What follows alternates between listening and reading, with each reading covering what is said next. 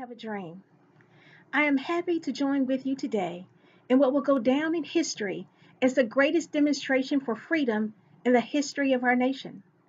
50 years ago, a great American in whose symbolic shadow we stand today signed the Emancipation Proclamation. This momentous decree is a great beacon light of hope to millions of Negro slaves who had been seared in the flames of withering injustice. It came as a joyous daybreak to end the long night of their captivity. But 100 years later, the Negro still is not free. 100 years later, the life of the Negro is still badly crippled by the manacles of segregation and the chains of discrimination. 100 years later, the Negro lives on a lonely island of poverty in the midst of a great, vast ocean of material prosperity. 100 years later, the Negro is still languished in the corners of American society and finds himself in exile in his own land. So we've come here today to dramatize a shameful condition. In a sense, we've come to our nation's capital to cash a check. When the architects of our republic wrote the magnificent words of the Constitution and the Declaration of Independence, they were signing a promissory note to which every American was to fall heir. This note was a promise that all men, yes, black men as well as white men, would be guaranteed the unalienable rights of life, liberty, and the pursuit of happiness. It is obvious today that America has defaulted on this promissory note insofar as her citizens of color are concerned. Instead of honoring this sacred obligation, America has given the Negro people a bad check, a check which has come back marked insufficient funds. But we refuse to believe that the Bank of Justice is bankrupt. We refuse to believe that there are insufficient funds in the great vaults of opportunity of this nation. So we've come to cash this check, a check that will give us, upon demand, the riches of freedom and the security of justice. We have also come to this hallowed spot to remind America of the fierce urgency of now. There is no time to engage in the luxury of cooling off or to take the tranquilizing drug of gradualism. Now is the time to make real the promises of democracy. Now is the time to rise from the dark and desolate valley of, segregation to the sunlit path of racial justice. Now is the time to lift our nation from the quicksands of racial injustice to the solid rock of brotherhood. Now is the time to make justice a reality for all of God's children. It would be fatal for the nation to overlook the urgency of the moment. This sweltering summer of the Negro's legitimate discontent will not pass until there is an invigorating autumn of freedom and equality. 1963 is not an end, but a beginning.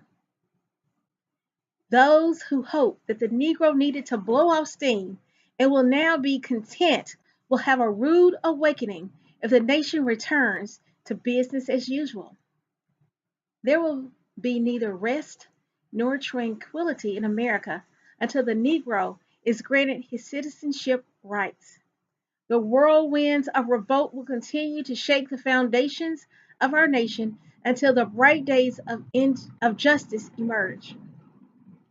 And that is something that I must say to my people who stand on the worn threshold which leads into the palace of justice. In the process of gaining our rightful place, we must not be guilty of wrongful deeds. Let us not seek to satisfy our thirst for freedom by drinking from the cup of bitterness and hatred. We must forever conduct our struggle on the high plane of dignity and discipline. We must not allow our creative protests to degenerate into physical violence. Again and again, we must rise to the majestic heights of meeting physical force with soul force. The marvelous new militancy which has engulfed the Negro community, must not lead us to distrust all white people. For many of our white brothers, as evidenced by their presence here today, have come to realize that their destiny is tied up with our destiny. They have come to realize that their freedom is inextricably bound to our freedom. We cannot walk alone, and as we walk, we must make the pledge that we shall always march ahead. We cannot turn back. There are those who are asking the devotees of civil rights, when will you be satisfied? We can never be satisfied as long as the Negro is the victim of the unspeakable horrors of police brutality.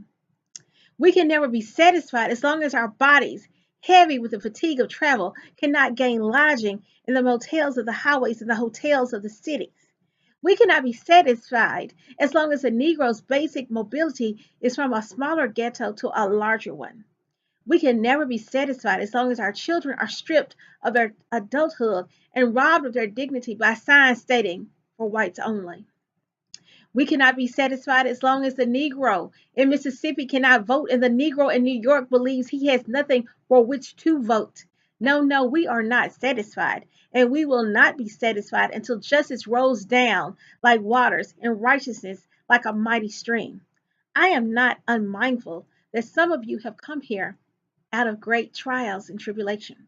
Some of you have come fresh from narrow jail cells. Some of you have come from areas where your quest for freedom left you battered by the storms of persecution and staggered by the winds of police brutality. You have been the veterans of creative suffering. Continue to work with the faith that unearned suffering is redemptive. Go back to Mississippi. Go back to Alabama. Go back to South Carolina. Go back to Georgia. Go back to Louisiana. Go back to the slums and ghettos of our northern cities, knowing that somehow this situation can and will be changed. Let us not wallow in the valley of despair. I say to you today, my friends, even though we face the difficulties of today and tomorrow, I still have a dream. It's a dream deeply rooted in the American dream. I have a dream that one day this nation will rise up, live out the true meaning of its creed. We hold these truths to be self evident that all men are created equal. I have a dream that one day, on the red hills of Georgia, sons of former slaves and the sons of former slave owners will be able to sit down together at the table of brotherhood. I have a dream that one day, even the state of Mississippi, a state sweltering with the heat of injustice, sweltering with the heat of oppression, will be transformed into an oasis of freedom and justice. I have a dream that my four little children will one day live in a nation where they will not be judged by the color of their skin, but by the content of their character. I have a dream. I have a dream that one day in Alabama, with its vicious racists, with its governor having his lips dripping with the words of interposition and nullification, one day, right there in Alabama, little black boys and black girls will be able to join hands with little white boys and white girls as sisters and brothers. I have a dream today. I have a dream that one day every valley shall be exalted, every hill and mountain shall be made low, the rough places will be made plain, and the crooked places will be made straight. And the glory of the Lord shall be revealed, and all flesh shall see it together. This is our hope. This is the faith that I go back to the South with. With this faith, we will be able to hew out of the mountain of despair a stone of hope. With this faith, we will be able to transform the jangling discords of our nation into a beautiful symphony of brotherhood. With this faith, we will be able to work together, to pray together, to struggle together, to go to jail together, to stand up for freedom together, knowing that we will be free one day. This will be the day when all of God's children will be able to sing with new meaning, my country, 'tis of thee, sweet land of liberty, of thee I sing. Land where my fathers died, land of the pilgrim's pride, from every mountain side let freedom ring. And if America is to be a great nation, this must become true.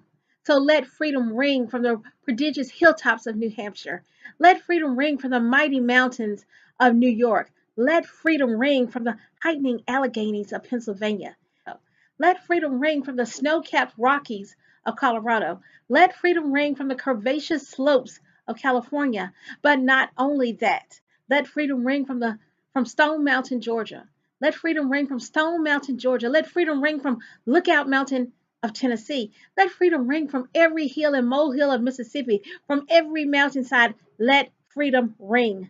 When we allow freedom to ring, when we let it ring from every city and every hamlet, from every state and every city, we will be able to speed up that day when all of God's children, black men and white men, Jews and Gentiles, Protestants and Catholics, will be able to join hands and sing in the words of the old Negro spiritual, free at last, great God Almighty, we are free at last.